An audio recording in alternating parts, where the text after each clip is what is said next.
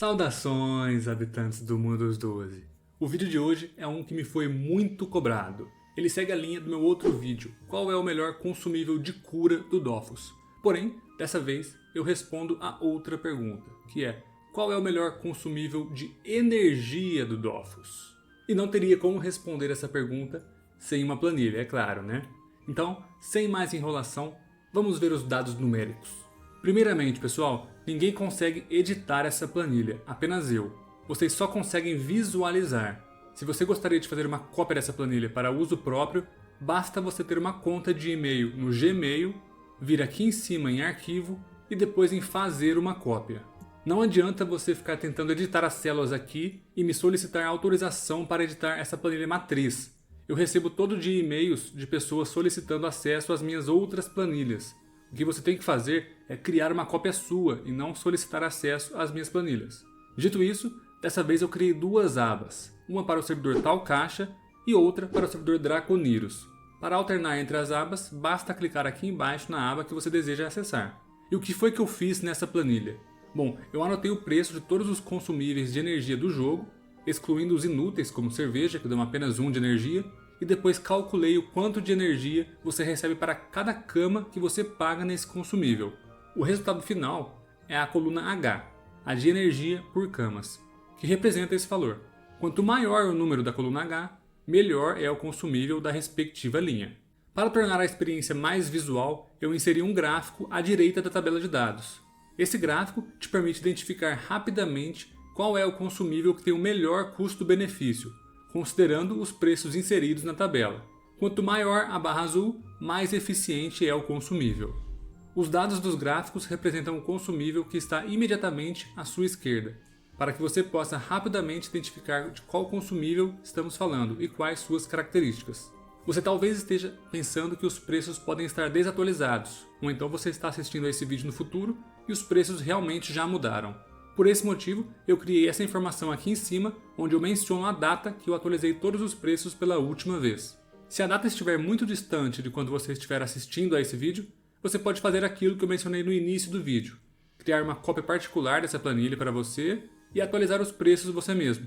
Somente você terá acesso a essa sua cópia da planilha, nem mesmo eu terei acesso a ela, então pode ficar despreocupado quanto à confidencialidade dos seus dados.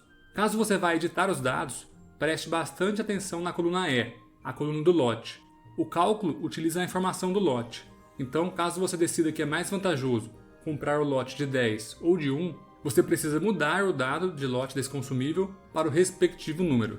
A maioria dos consumíveis dessa tabela foram calculados em cima do lote de 100, mas alguns itens específicos estavam muito mais baratos em outros lotes, e, portanto, utilizei esses outros lotes.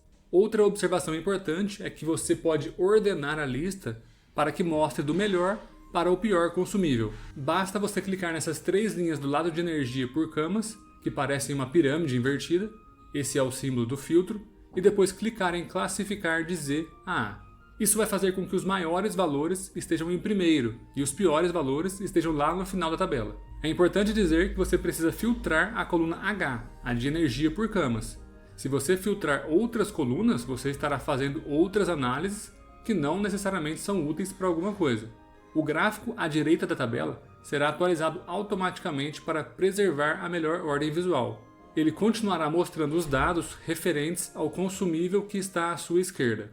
Uma notícia triste para nós é que não existe nenhum consumível mágico de energia como existe para os de cura.